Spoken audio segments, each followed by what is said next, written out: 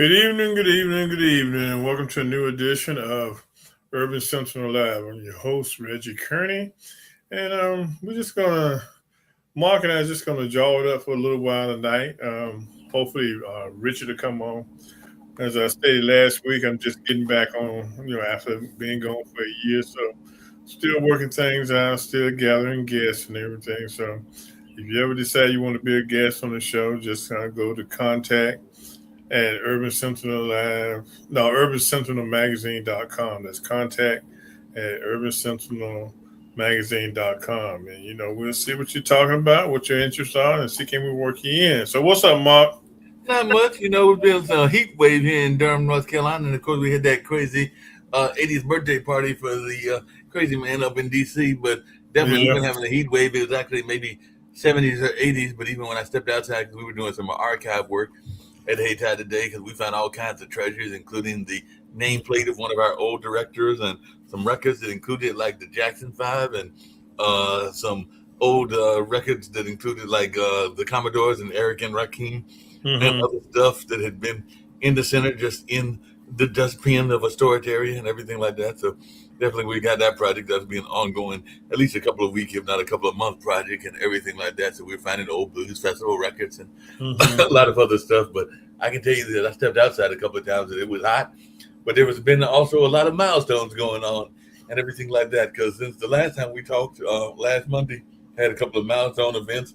One that is something that we all hope for in terms of our young people. But my nephew graduated from Riverside High School and is now getting ready to head to UNCG. I think in the next month or two, he's trying to find himself a part-time job, maybe a grocery store or something like that. But then in August, he'll go down to UNCG and study poli sci with a concentration on law because I think he wants to be a lawyer and all Oh, of okay. that. So that was the positive news. But then on the sad news, and actually, see, I might have mentioned it last week because I knew she was sick. And I can't remember if I mentioned it, but my aunt passed last Monday and everything Hmm. like that. So about 8 days ago. So we laid her to rest on Sunday. It's a very wonderful service. It was a viewing at the funeral home there in Lewisburg, and then the family plot, which is there in Halifax County in Hollister.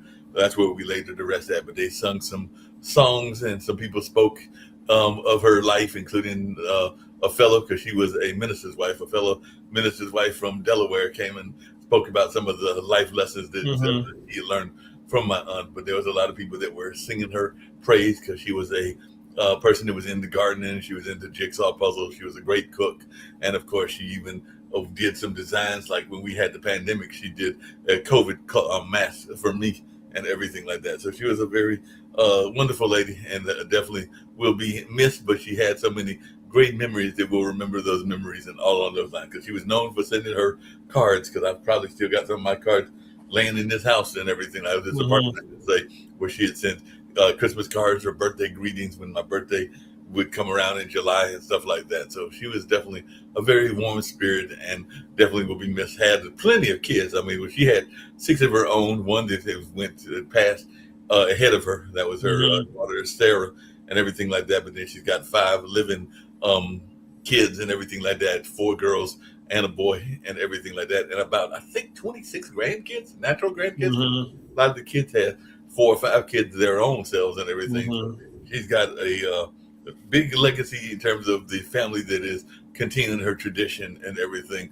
along those lines. 'Cause some of her family members, including some of her own kids, developed and have a similar love of hers of cooking, a similar love of some of the native culture. Because I think she used to go to the powwows pretty regularly, and I know at least two of my cousins are regular participants. One sells some of his wear, like whether that's belts or other things, through his company, Hmm. Red Eye Supply, and the other cousin Verna competes regularly, and I think some of her kids compete, and I think even some of her sisters compete as well. So they're very active in the powwow circuit.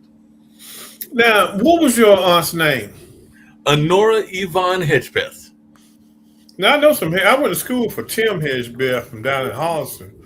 Well, Him and I if still you remember, connect on if you Facebook. We remember still the talk. woman that was killed at UNC, that was actually her husband's niece on his side of the family. So Faith Hmm. Hedgepeth, who I think that trial is coming up in this year and everything because they Mm-hmm. found this Latin brother that they are saying is the one that killed her and everything like that. But yeah, Faith was my uncle Fred's niece and everything like that. So there was even one of the people at the funerals, I think, had it on his truck, Justice for Faith, Mm-hmm. and everything like that. But I want to say that trial might be starting in either August or September. But I know it's starting in the next couple of months, and we'll see Mm-hmm. what happens in that trial. But there are a lot of those, like I said, from places like Bailey and Hedgepeth, I mean, Hollister and Arcola, Warrenton, a lot of Mm-hmm. those areas. So they might have been, I can't place the Tim Hedgepeth, but I'm not the Oh, I'm pretty good as I sure. can be on some of my family records. I'm sure coming from a small town like Hollister, they all related down there. Oh, So yeah.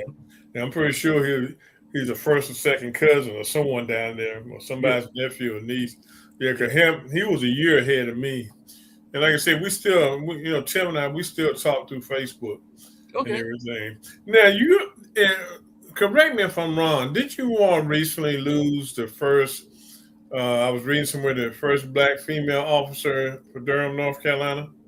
I'm not sure if it was. I'm not sure about that. I do know that, and you'll know this, gentleman, that we did lose Minister Paul Scott. Minister Paul Scott was known for being one of the advocates for trying to make sure that liquor, hard liquor, wasn't being advertised to our African American community. And he'd been on Mm-hmm. like Nightline. I think he had been in debates with like Sean Hannity and some of those conservative folks. But recently, he'd been trying to make sure that folks were not getting overly caught up in the gang lifestyle. But he was also advocating for books to the community. So he was like putting books into the Mm-hmm. community, and he passed away like in the last week and a half as well. They're actually doing his memorial on the 20th. I believe that's going to be at New Visions, which is like a restaurant and everything like that. But that'll be this coming Mm-hmm. Saturday. And there's a lot of celebrations for Juneteenth because I know that we're doing a play. Monet Marshall is doing a play of a one woman act that she wrote and everything on the 19th at the Haytie Center and everything. And then on the 20th, they're going to do Open Stew, which is like a photo exhibit. And also they'll show some books and other things that they are fans of. And all along those lines, and there'll be a DJ playing. So that's one event going on. And then we're co-sponsoring, I think it's Camille Brown, but she's a dancer and it's part of ADF, the American Dance Festival, and all along those lines. And then instead of the usual Saturday poetry slam, and they just came back from Orlando, which I think it might not be that far from where Richard's at and everything like that, but they just came back from Mm-hmm. Orlando to compete for the Southern Fried Poetry Competition. I think we finished like either ninth or 10th, but there were like probably 35 or 40 competitors. So we fairly did well. I mean, we would have liked to made the main stage and everything like that because that's what the finals are, but we didn't make that. But I think we did win our opening bout and we did place fairly well. I mean, we probably could have done better, but the poets, I think, are proud of the work that they put in. But instead of them being on the third Saturday, since it's falling on Father's Day weekend, they're going to do it on Father's Day Sunday. So there'll be a poetry Mm-hmm. slam, and I think that's the lyric slam where you literally can recite like songs. It can be a well-known song like "We Are the World" or something like more contemporary and everything like that. But you have to recite it as if you were reciting a competitive poem, and then at the end, Desan or whoever the DJ is will play the song as the audience, I think, has to guess what the poem is that you're doing because you're doing a song as if it was a spoken word piece because a lot of times songs are nothing but poetry anyway, but it can be any style of music. It can be country, it can be rock. I know that there'll probably be some people doing the gospel and a number of other things, but the part of what the lyric slam is that you are reciting the song as if it was poetry. That's interesting because we having, I mean, my neighborhood, we having Juneteenth celebration on Friday, then we having another one on Saturday. So, and we got quite, in the DC area, we got quite a few. So Oh yeah.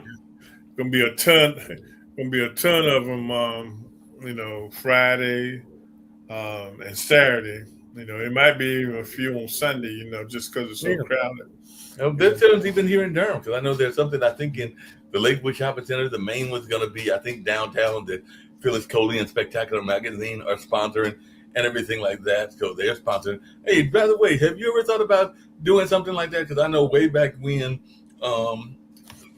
Phyllis was first starting Spectacular Magazine, because she actually first was working for the Triangle Tribune. So I think when the Christmas parade, because the Christmas parade is now run by Parks and Rec, but when the Christmas parade was first coming back and all along those lines, the Triangle Tribune helped put that together, and I helped her organized that. That was probably about, I want to say maybe 15, 20 years ago, and Mm-hmm. everything along those lines. But I do know that the Spectacular magazine has sponsored in the past an MLK parade. They've sponsored Juneteenth celebrations. They've definitely done some work with some of the Christmas parades. So I know that sometimes magazines can sponsor events. So I was just wondering if the Urban Sentinel has ever thought about getting together with communities. It doesn't have to be the big city of Baltimore because they know Baltimore is a big city. Right. There's plenty of other people, but maybe a neighborhood and doing like an Urban Sentinel type event, whether it's a Juneteenth or whether it's a parade in a more regional neighborhood. I was just wondering if y'all had ever thought about doing that because I know that that's part of what Yeah, both the yeah, Sunday that's School and probably some. Spectacular have done. Yeah, that's probably something I probably can consider going down in the future. Like I said, it's a lot of things I want to do. Just getting them rolling. Get the magazine rolling and start doing some stuff in the community and nationwide and stuff. Start making some things happen. It's just, um, excuse me, it's just trying to get things rolling again. No, I know.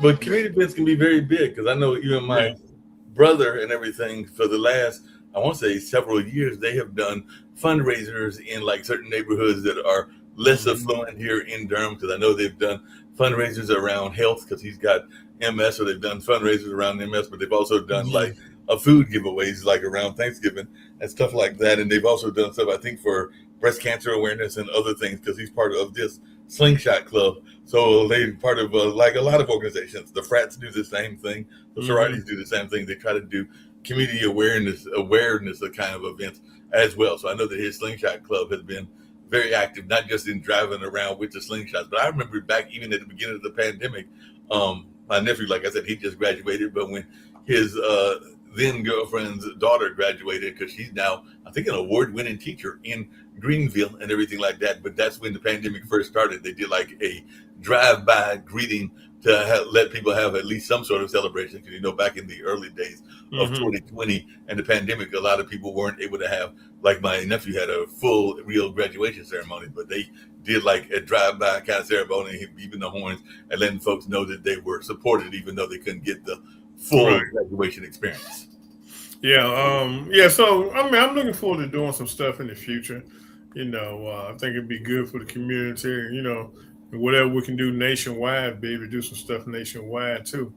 Okay. So moving right along, did you go to the wrestling event on Sunday I night? was not planning to go to the wrestling event. I was like, couldn't come up to DC. I thought that there was some crazy madness. I understand that there was even, I was talking to Rick Rosner, who's also on this network. Apparently, there's some crazy motorcycle stunts that kind of were like Evil Knievel and the stunt motorcycles and all of that. And apparently, there was even a UFC fighter that tried to say that Michelle Obama is a man and had some other controversial remarks as Mhm. well and everything like that. But no, I was not going to go support that madness. And now I understand that the ballroom has even become part of the madness because they're saying that it's going to cost like 600 million, of which half of which we, the taxpayers, are going to have to pay, and all along those lines. So it sounds like it's just getting more and more grafting from Mhm. that president that we've got and everything like that. But no, I had no intentions. I was glad to see the for those people that are, because like even my funk friends grew up in New York. So for those that have been ever suffering because the Knicks have not won a championship, I was glad to see that they finally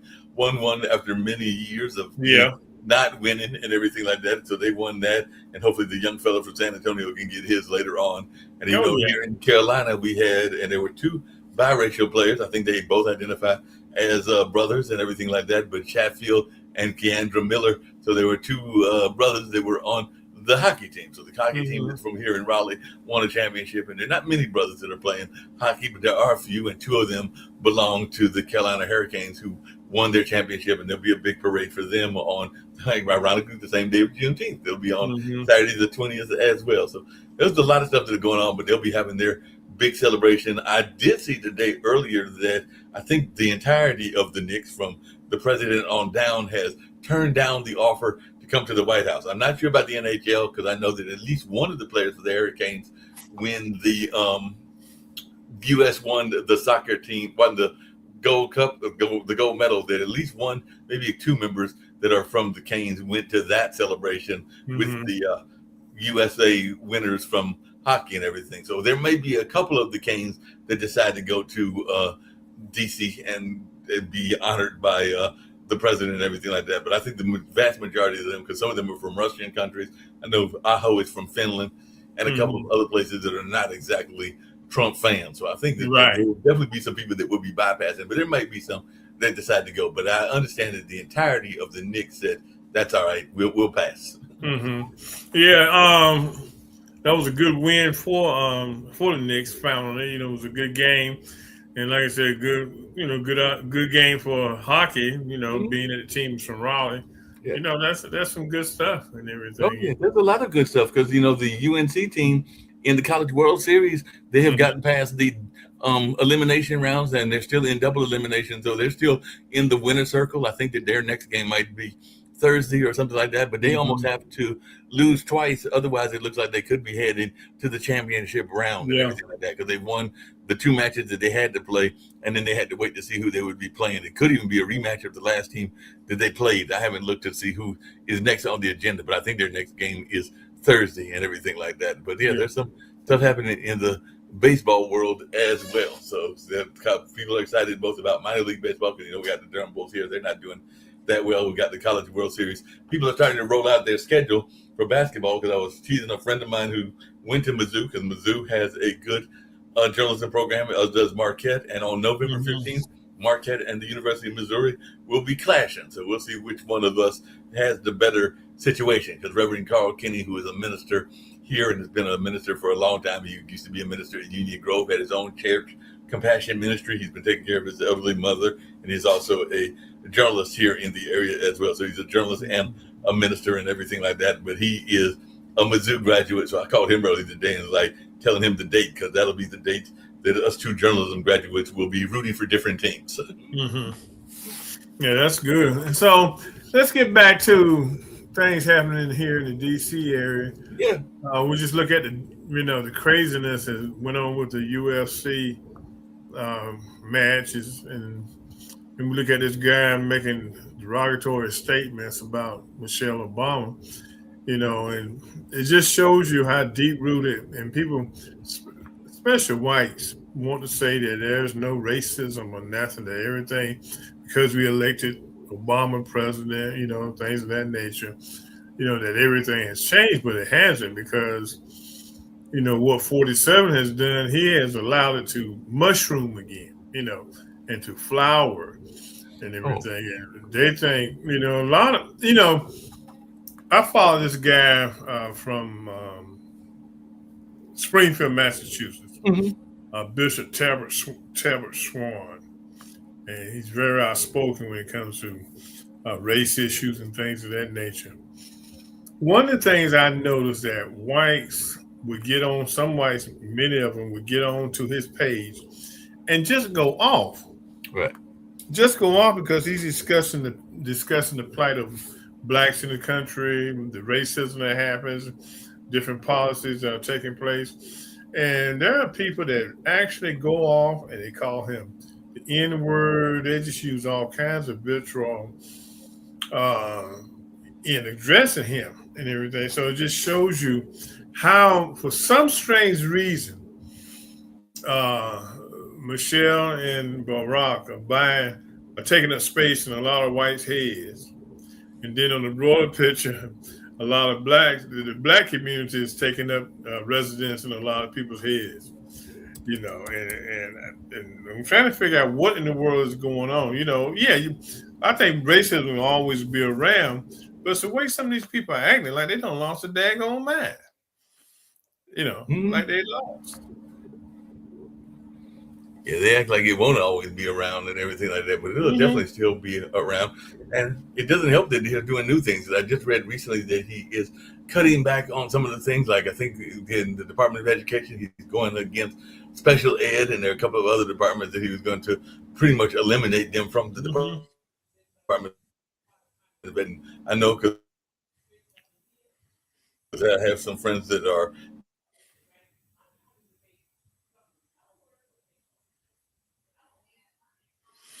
But as we were saying, talking about the Department of got kids with Education. special Mhm. needs and everything like that, but he's gonna, I guess, maybe move it to But how it'll be this. interesting to see what happens as he restructures it. But I did see that he was right. But it's a shame Yeah, that froze. it's a Keep talking. shame that he's destroying the education department just because it's a small department and he feels like you need to get rid of it. His idea of running the Department of Right. Education is taking the education department and putting it over in the State Department. That's how he does see how to do things, to cut back, on costs and stuff. So um, what it does, removing departments out of the bigger picture hurts the communities. It just doesn't hurt black kids. It hurts white kids. All kids that need to have special needs. It hurts them all. You know. But he doesn't And care about people, and it's not in his family. I mean, we're already seeing what are people thinking about what he's doing in DC? Because I've heard some people say that he's basically trying to make it into Vegas East or New York South or everything like that. But when you talk to people you're in the Baltimore area, but when you talk to people in Baltimore and even DC, what do they think about all of this construction, or do they even think about what he's doing? Because I know here in North Carolina, a lot of people are not pleased with this construction that he's doing and everything like that. But I'm just wondering what's the take in the DC area proper. well, people feel the same way. I mean, it's one thing to come in with a plan and follow the proper steps Right. to implement that plan. But when you come in and you call somebody on the phone and say, "I want you to come over here and dig up the east wing, I want to build me a ballroom," that's where people are having problems at. He's not following the proper channels. And then too, he does not need what is going 1,000 seat. He does not need 1,000 seat ballroom. No. He doesn't because most presidents aren't going to probably invite no more than 200 to 300 and most intimate people that they know to be a part of these balls. So what you gonna do with the rest of the space? Yeah, what you gonna do with the rest of the space? I mean, it's not gonna do anything but sit there empty. I mean, that's been part of the problem, even with housing in communities and everything like that. Because I know here in Durham, matter of fact, I was at the city council meeting yesterday because you can hear those on YouTube, just like I'm sure you can hear those ones up there in DC Mm-hmm. and Baltimore and everything. And there are two new developments that are coming up and everything like that.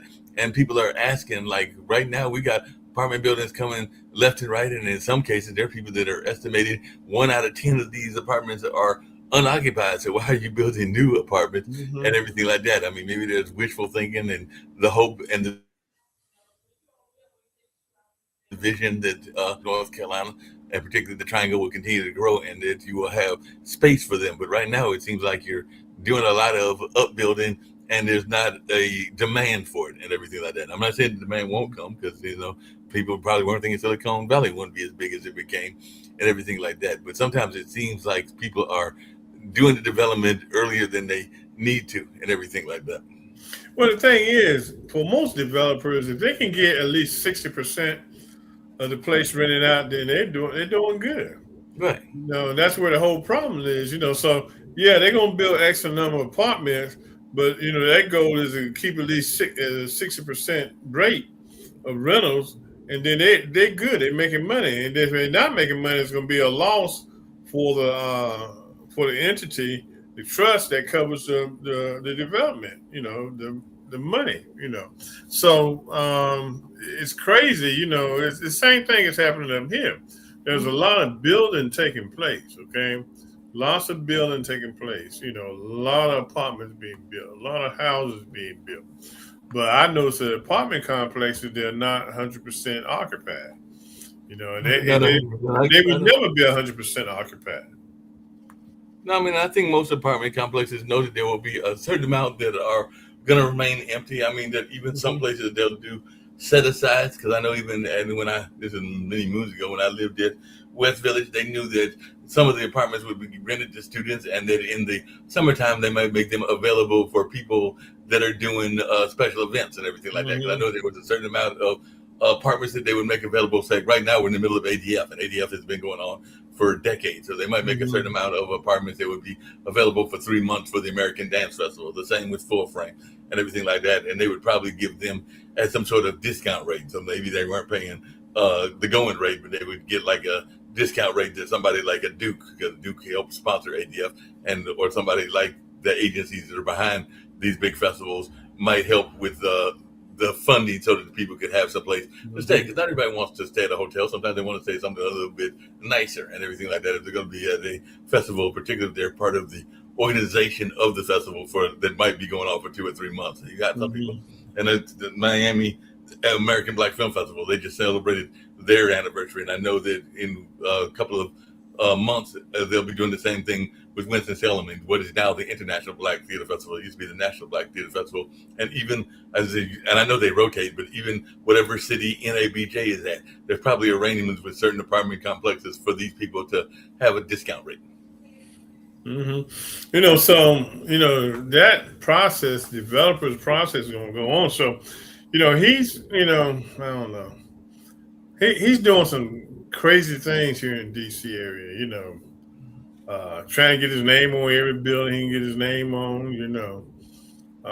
It's just I think right now he doesn't really care about the country. He doesn't care about the world. He cares about himself and whatever he can do to leave a mark here in DC. That's even what he's trying to do with that agreement, because apparently he signed an agreement, but I understand that they leaked part of the agreement with Iran and everything like that. But that's what he's trying to do, and I'm sure he's still trying to get an agreement between his buddy Putin and Zelensky, because he wants to leave some sort of legacy mark in all of that space, even though the legacy is already tainted. But he wants to leave some sort of mark where he can claim that I did this or that. I mean, that was even part of the 250th anniversary, and right now he's saying, because all those people dropped out of his musical celebration, he's going to do a big celebration and try to make that a big deal and everything like that. But he's saying he's going to be the star of the 250th. He's going to do big fireworks, and he's going to give this big speech that everybody's going to want to come and hear.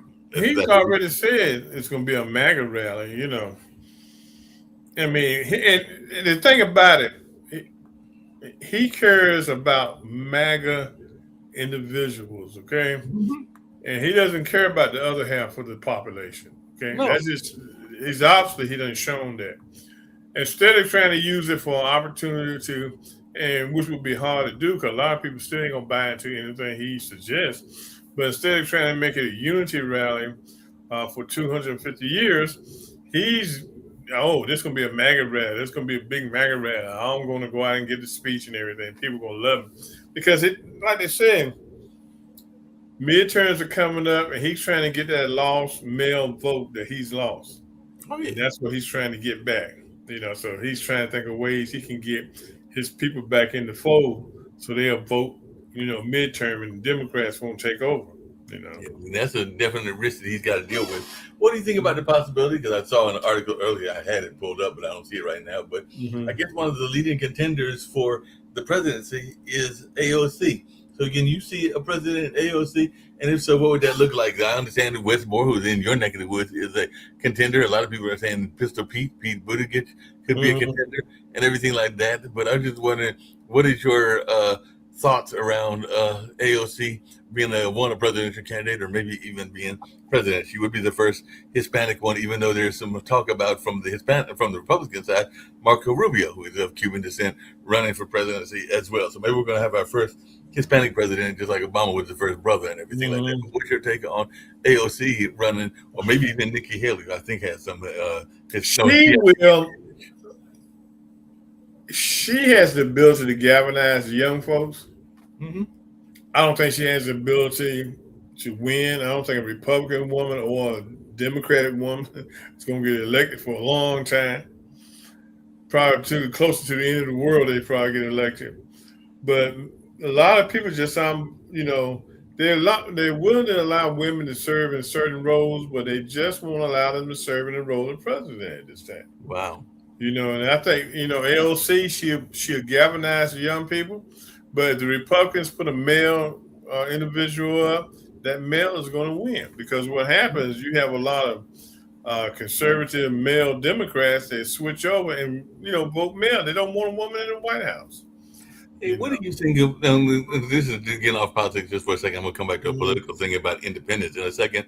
But what do you think when you see major athletes or major people that have made all their money that are facing problems because they don't know how to handle money, and sometimes they even do stupid things with their money? Because as I was talking on this show with you, I saw that Floyd Mayweather, we know, is a big-time boxer is facing felony charges because he was apparently passing bad checks or passing a bad check. So These guys, the problem is the majority of the guys, the athletes that are making money, the majority of the entertainers that are making money, make money for now. They spend it for now. They don't look down the road and see what's going to be going on 20 years from now. Okay?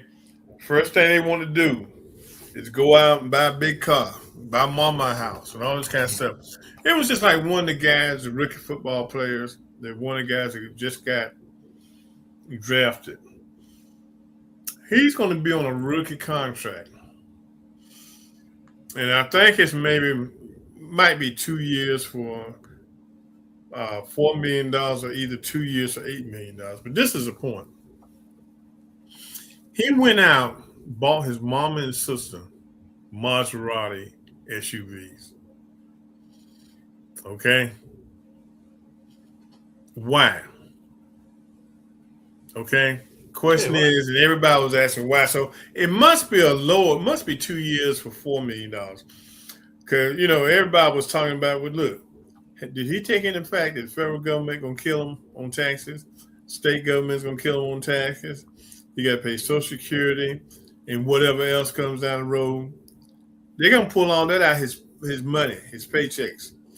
What is he going to live on for 2 years? Or 4 years, however long the contract. What is he going to live on? How is he going to survive? They don't think about this because one of the biggest things that happens, and I blame the agents too. I think the agents give them too much rope to hang themselves. Because for a lot of times it's the first time around big money. But you don't go out and buy your sister Maserati, your mother Maserati. There's a player that only lives off of his endorsements. Right. And I cannot think of his name right now. He's an NBA basketball player. And he only lives off endorsements. That's all he lives off is his endorsements? Yeah. He doesn't even touch his paycheck. And he realizes down the road that he's going to need that money as he grows older. He's not going to be able to play basketball all his life like LeBron is. But those guys, they just don't understand. They don't understand that at all. Yeah, I was reading an article one time about Will Smith. His first year on Fresh Prince and the rap concerts and other things like that, he made his first $1 million. Right. The second year he was broke. He spent $1 million in 1 year. He spent $1 million in how many years? 1 year. 1 year he spent $1 million. Yeah, because he wasn't used to that kind of money. So their idea is they don't think about what they got to give the federal government, the state government, all this kind of stuff. All they see is money. They see big cars. They see parties. And they see big houses. Apparently the athlete you were talking about, because they said that several NBA stars have publicly committed to living off their endorsement income rather than spending their NBA salaries, often as part of an early financial agreement with their families.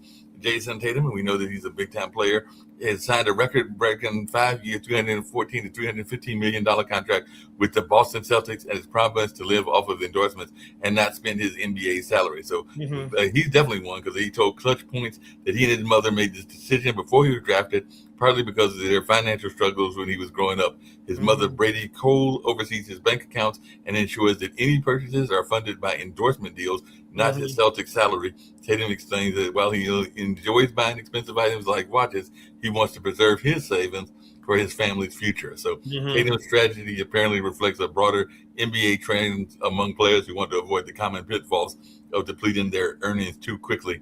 So many professional athletes, including NBA stars, have faced financial missteps after their career ends. So Tatum's plan is to ensure long-term security. So it looks like Jason Tatum is the one you're talking about. But there are others, they say Stephen Curry and definitely LeBron James as well are earned the most. And I think the one you're talking about is Jason Tatum. Yeah, that's probably who it is. So some players recognize the fact that they need to hold on to their money. Right. Now, there was one player for the Indiana Pacers last year. He went out, and I can't. He's one that was out the whole year because of injuries, but he went out and bought a Rolls Royce SUV Right. and paid about 420,000 for it. So, but he makes millions of dollars a year, so it wasn't a big hit for him. But he took that car home and he looked at it, drove it around for a couple of weeks, and then drove right back to the dealership Well, and that's sold like it back those. to the dealership That's because right. he That's like those he. ministers. 'Cause I've joked about it on my show as well as the other shows, and I'll mention on Mhm, this one. Um, I mean, I get it if you're bicoastal, like if you're doing film work in New York or in LA, you might need mhm, more than one house. But you got some of these people that mhm. have got multiple houses, multiple airplanes, Yeah. and some of the houses are in the same proximity of each other, and that doesn't make any sense to me when I hear of these people that have got multiple houses. And like I said, in some cases they might be doing it for family members or Mhm, whatever. But I'm going like sometimes it's their own property. Now I get it because mhm, we do know that there are some filmmakers and actors that have jobs in both New York, whether it's in theater and movies or television, and mhm, California. So I get that sometimes you might need to have jobs in multiple locations. There are even mhm, people, because I remember when Ron Roadfox, who was a family friend, was living, I think he had a property in New York because one of his offices was in New York, and I'm pretty sure he had some properties in mhm, California because he was in international, and his daughter is running the company now because he passed away many years ago like that. But mhm, his daughter Joy is running it out of Atlanta, and I'm sure she might have different locations because they were had offices not just here in the states, meaning the United States, but even overseas. I think there might have been some in some of the mhm, Asian countries, and there might have even been some in definitely Europe and some of the African countries as well. So I get it mhm. if you have to spend a lot of time out of the area, but some of these people are just doing it out of greed and selfishness, not that Yeah. they need it or have any desire or want or any. Mhm. It's not serving a true purpose and everything like Right. that. So those I But don't get, and I don't get but people how, that try to real make more money. estate real estate, if you got 50 houses, is a good Right, investment. But a Rolls Royce going to depreciate when you take it off the lot. And right. so my boy, he realized that that wasn't his lifestyle. That wasn't his style. Even though he had millions of dollars, it was something that he didn't want anymore. He had an urge for it, got it, tried it, didn't like it, turned it back in. Yeah, You no, know, he so did right, and I agree real estate because even my aunt that passed, I mean, some of that property would be going to some of her siblings, and I mean not siblings because that would be my mom and hmm aunt and everything, but it'd be going to some of her offspring because that's what happened with my um aunt's house, one of their houses that went to my cousins and everything. And I think they're hmm probably maybe sell it or whatever. But no, real estate is a very good investment because I know that there were four properties, family properties. So when my grandparents passed, it was divided among the four sisters, and as they are going on into heaven's gates and everything like that, I'm sure it'll be passed down to the next generations and all along hmm those lines. But yeah, family. I mean, because we got timber on some of our land. There's definitely houses on some of our land. There's definitely some products, whether that's livestock or whether that's um, farm products like agricultural products and stuff like that. So there's I think one of the properties has a lake on it or a pond, I should hmm say, and everything like that. So there's a number of things because even I think one of our properties we were even giving people hunting rights to and everything. So I agree that there are many ways that you can make money off of real estate and everything like that, whether it's selling the timber, whether it's selling hunting rights, whether it's selling a number of other things. So I agree that real estate can be a very lucrative way of maintaining general wealth and everything like that. I want to come back to a political thing really quickly because I know Okay. even on this show, some of our people on the show have talked about going independent and everything like that, but there seems like there is a push to go away. And I don't know how it is in DC, but I did see where there's a CNN poll and more voters are ditching the party label. In 2001, 36% of Americans identified as independent, and now it's 47%. And I know that even here, one of our co-hosts, he's actually on our news show, and I'm not speaking hmm out of school because he talks about it, but he was a longtime Democrat, Indian American, and he's thinking about in the next month or two registering as an independent. And we even sometimes see this with some of our political people in the House and other bodies hmm of whether it's statewide or national. But what's your thoughts around this? Because that's right now I'm looking at this thing and it's like 26% Well, are identifying as Republican, 27% as Democrats, and 47% as independent. And this was from a CNN poll. but okay, think about it. I've given it some serious thought. what have the parties done for you? Right. Okay. If you're a Republican, what has that party really done for you? If you're a Democrat, what has that party really done for you? Going and being an independent gives you a lot of flexibility Right. because you might have been a Democrat all your life and you decide to go independent. But then you might find one person in the Republican Party that carries your views. And you might say, okay, I'm going to vote for that person. You might find other people in the Democrat Party that carry your views. So you're going to vote for them. The only thing about being an independent, most states don't allow you to vote in the primary. Right. That's where the downfall is. Now, I'm going to tell you something. If they would have passed a bill, a law making it mandatory that independents be allowed to make a choice during primary to vote in the primary, you probably see a lot of people ditch the party politics. Because, I mean, okay, let's be honest. Look at party politics. A bunch of old, rusted white men running the party. Okay, then let's be real. You got more young people getting involved in the parties now. I think the Democrats got some good up and coming young people that are, you know, in Congress, you know, doing things on the local and state level. But you got to really look at what are these parties producing to make your life comfortable each day. You know, and you don't see it. You know, you don't see it because it's the older man running the party. Even look at the Senate. Look at the Senate. A couple of black women in the Senate. Mm-hmm. Rest of them are old white men, regardless of it, the Democratic Party, the Republican Party, and they've been there for years, eons. Schumer needs to sit down. I mean, seriously, you know. But these guys, they get that power and they want to hold on for life. That's why you need term limits. Well, I definitely agree in term limits, and we've not been having that in a while, but we need to get some term Yeah. limits going for sure. I mean, these guys go in and okay, take my district I'm in. Hoyer is our congressman. And Hoyer's retired after 45 years of being in Congress. We got 23 people running for that one seat. Okay? 23 people running for that one seat. You know, so the turnover isn't there. You know, people are looking for a payback. They want something from their politicians that they're not getting. And so a lot of people dishing the parties and becoming independent. And I think you're going to see more of that going down the road. You're going to see more independence. Yeah, you're going to see more and more independence. Speaking of independence, we did see some interesting news. Hopefully, it won't impact us because we don't know what they're going to do when they Mm-hmm. buy it. But I know that Nick Palveda, on the last couple of days, he's one of the founders of the network, was talking about how apparently there's a deal in the work for Fox to be buying Roku because, you know, we're on the Roku channel. We're also on Amazon. And, of course, that's a whole other rich person. But apparently, Fox might be running Roku. So we'll see if they halt some of the things that we say because, you know, we oftentimes are not trying to be overly friendly to Trump or even overly Well, liberal or overly conservative, I should say. well, Roku's gonna be hard for them to control that because everybody got Roku channel. Right. If you're doing podcasting and stuff, so it's not like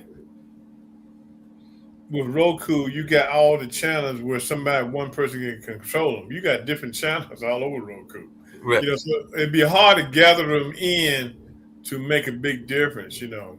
Right, and I think it's just going to be a windfall financially for them. But I agree with you. And you got people of different belief systems. I mean, shucks, they probably got some UFO believers on Roku. And I Mm-hmm. know they've got believers both from the right and the left. So yeah, it would be hard for them to dictate the policy of what is being said out of Roku because there's so many different types of channels. I Yeah, mean, it's there's so like many all different black type of channels. shows, man. I mean, how many shows y'all use Roku for? I mean, well, the network itself has more than I think the last time I checked, it was like somewhere between 50 and 60 shows, but we keep adding new ones and everything. But yeah, Yeah, and all those on Roku. So how would the owners of Roku go and gather all the shows up just on your platform and not all the other platforms? Because a lot of other platforms are using Roku too. yeah, exactly. And I can go out myself and get a Roku channel. So I mean, what about the individuals that have their own Roku channel? And you know, how do you contain them? And you can contain them and everything like Yeah. that. So that would be next to impossible, and they got different belief systems and everything like that. I did see that Epstein was back in the news because there was a story that apparently he was saying some stuff about Trump and all along those lines. So Epstein Trump relationship was back in the Hmm. news today and everything like that. So JD Vance apparently scoffs at the idea that the GOP forced Trump to release the Epstein files. And JD Vance admits he's a conspiracy theorist about certain things and all along those lines. But yeah, there's Hmm. definitely some newer relationships that are talking about the history between Epstein and Donald Trump and everything like that. I did see, speaking of that, and because part of what Epstein was the Epstein Island, there was a leader of Norway that just got, and this to me, because I was going to mention it to Kim earlier today, seems like a almost a slap in the face and everything like that to any woman that has been accused. I mean, that has been victimized by crime and everything like that. Because there was a Norway, I think he was a prime minister, and he was sentenced recently, and all along those lines, and it was for rape and all along that kind of way. But he only got, I want to say, 4 years. So I'm going like, you did this crime, and all you get is 4 years. I mean, that's like a major crime and everything like that. So I'm still trying to figure out that story because they were like saying that he was accused, this gentleman from Norway, and only got like about 4 years for what many people would say is a major crime and everything like that. But I don't know I don't know what their legal system is like, but 4 years does seem like it was the Norway crown prince. The Norway crown princess's son got a Money, 4 year sentence for rape and everything like that. money, money, money. If you got money, you can get out of anything. Okay, be it right or wrong, you can get out of anything. So it doesn't matter because and he definitely got money because this is the eldest son of Norway's crown princess, and he was sentenced to 4 years in Mhm. prison for rape and I think domestic violence as well. But yeah, that seems like a almost a slap in the face of the women that were Yeah, accusing them because money, money. And that's how it rolls. When you got money, you can get away with anything. That's sad because you take somebody who doesn't have money, they're looking at spending their whole life in there. right You and yeah. look, spending their whole life and depending on the accusations being the target doing the whole time Hmm. that they're in there. Not saying that while he's in there, because I know that rape and child abuse are often some of the lower totem pole in terms of what the prisoners themselves have respect for. So he might be targeted in his own way, depending on what kind of prison they put him in there Yeah. in no way. But they're probably gonna give him some minimum security location, kind of like they did with Noriega when he was around, and we don't even know where the heck they're keeping the president of Venezuela. But it's probably Well, some. he's in New York. He's on Rikers Island. Is he at Rikers? You think he's at Rikers? He Hmm. he's at some more country club kind of because Oh, Rikers they is ain't not thinking country about club, that. huh? Eventually, when they get tired of dealing with him, they're gonna let him go. He You think might not, they're gonna let he him go? might not be able to go back to Venezuela, but they're gonna let him go. And what they gonna do? They gonna put him in a safe house and just be like, you can live in Omaha, you can live in Montana, you just can't go back to your home. That's what they're gonna tell him. Hmm.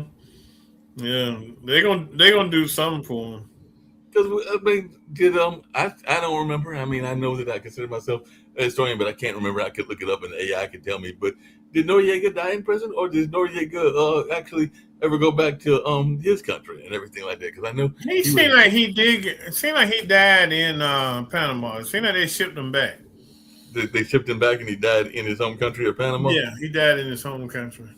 And that's what they're going to do with this gentleman because he Oh was from yeah, Panama. he'll get go back one Yeah, day. because he says I'm looking it up now. He died 2017, so he died almost 9 years ago in Hmm. Panama City, Panama. Yeah. So he was born in Panama City and he passed away in Panama City Hmm. as well. So he was the de facto ruler from '83 to '89 and everything. But at some point, they sent him back home and he passed away back in his Yeah, home. I mean, once they get everything out of him that they need, once he gets too old for them to deal with, they're gonna send him back. They're gonna send what's called back to Venezuela. Let him spend his last years down there. Yeah. So I mean, I think a lot of what's happening, you see, 47 trying to flex his muscles. For Hey, what? speaking of flexing his muscles, the other person we didn't hear about a lot, but even the Hispanic show here or the Latin show talked about it briefly, and they weren't too pleased about it because he is a folk hero and everything like that.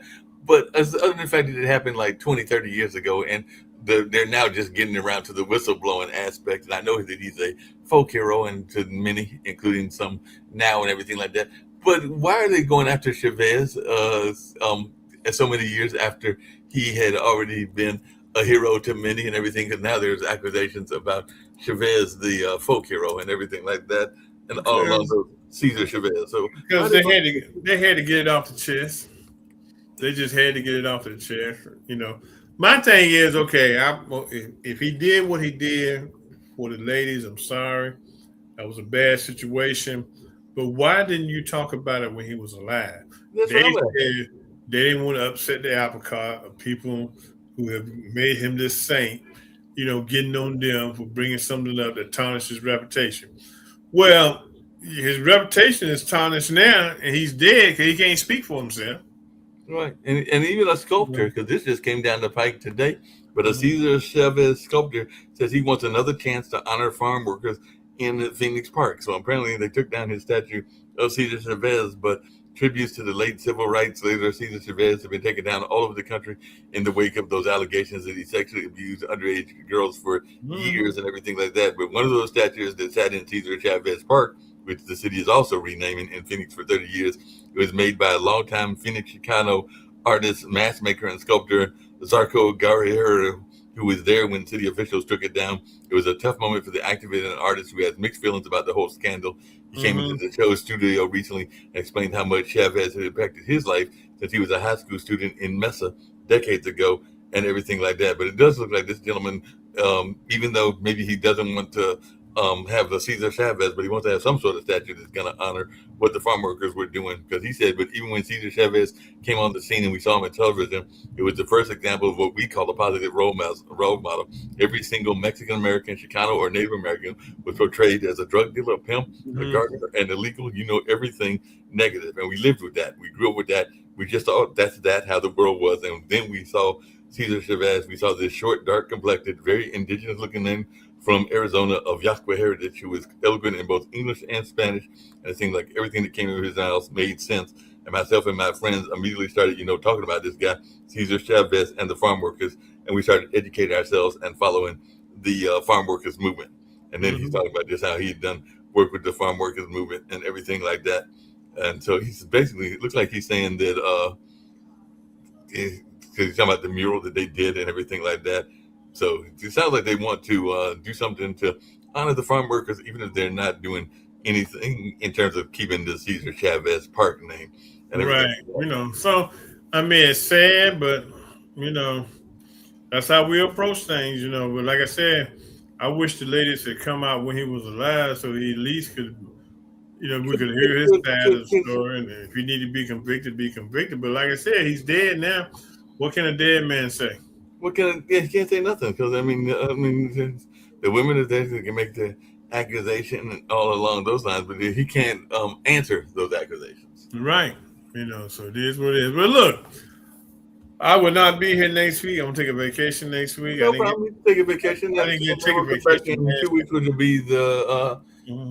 that'll be the day's the 16th. That'll be the 30th. So that'll be like the day before my birthday because my birthday is on the 1st. So yeah, we can come back on the 30th and everything like that. And we can do a show. Maybe you'll have a guest. Maybe you'll have brother Richard and everything like that. But we covered a Mhm. lot of different topics and got into some good discussion. So yeah, we'll just do maybe a rerun of this or the one that you did last week with Richard. But we'll figure one of those and run it as a rerun, and we can come back with full force on the 30th. Okay, sounds good. Sounds good. So, to my viewers, thank you for watching the Urban Sentinel live show tonight, and I will see you on Tuesday in 2 weeks on Tuesday Oh, night, same hold on a place, second. same time. Before you go, apparently we have comments. So hold on a second. Let's see what the people Mhm. said before we get out of here and everything like that, because I didn't even know there were people. So Art Roy said, "Congratulations, G." So I guess he was congratulating you and everything like that. And then at 8:54, Liberty Twitcher says, "These aren't just accusations. Did you read the article? Wow."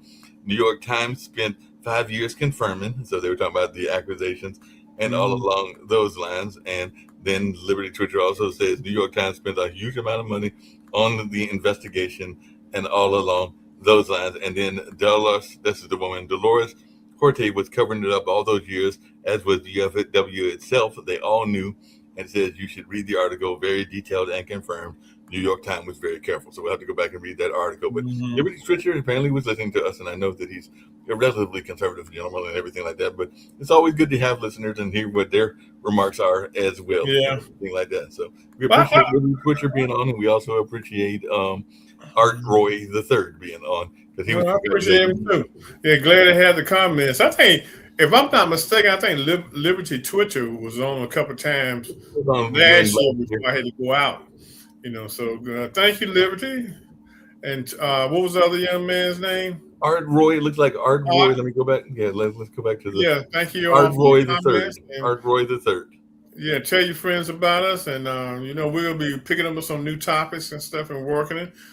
So guys, everyone, take care of yourselves. Be And safe by the out way, there. in Art Roy or Liberty Twitcher, I think I can speak for Reggie as well. If they want to jump on the show, just let me or Reggie know. We would love to have them come on and have a conversation with Yeah, us. have a And conversation maybe with Richard. So if any one of them want to jump on the conversation live, just come and join us. We'd love to have the conversation. Yeah, and tell your friends about us every Tuesday night, 8 o'clock. Yep. Cool. Urban Appreciate you, Central Reggie. Live Show. Okay, well, look, man, I'm out of here. I was talk to you. I'll probably talk to you while I'm on vacation. But look, everyone, take it easy. Be safe out there, and make a difference in this world today. Good night. Good night.